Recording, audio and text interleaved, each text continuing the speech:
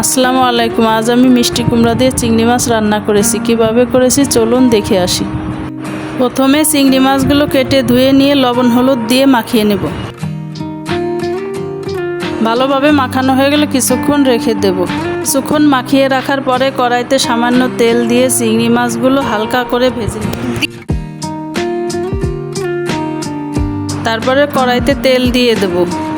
তেল গরম হলে 1 কাপ পরিমাণ পেঁয়াজ কুচি দিয়ে নেড়ে চেড়ে নেব।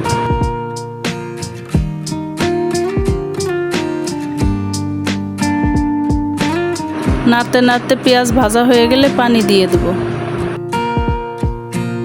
এরপর কেটে রাখা কয়েকটা কাঁচামরিচ দিয়ে 1 চামচ রসুন বাটা, 1/2 চামচ আদা বাটা, 1 চামচ জিরা বাটা দিয়ে নাড়তে থাকবো।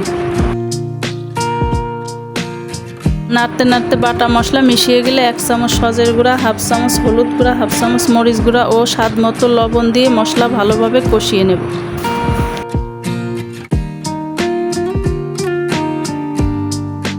মশলা কষানো হয়ে গেলে চিংড়ি মাছগুলো দিয়ে একটু কষিয়ে নেব। এরপর কেটে ধুয়ে রাখা মিষ্টি কুমড়া দিয়ে নেড়ে চেড়ে পানি দিয়ে দেব। এখন ঢাকনা দিয়ে ঢেকে দেব। 10 মিনিট পর ঢাকনা উঠিয়ে নেড়ে চেড়ে কষিয়ে নেব।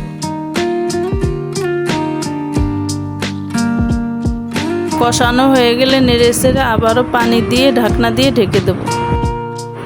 15-20 মিনিট পর ঢাকনা উঠিয়ে নেড়ে চেড়ে পানি শুকিয়ে আসলে নামিয়ে নেব।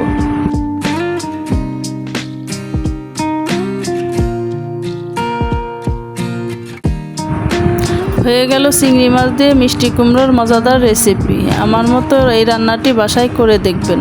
আমার ভিডিওটি ভালো লেগে থাকলে ফলো, লাইক, কমেন্ট, শেয়ার করে দেবেন। সবাইকে ধন্যবাদ।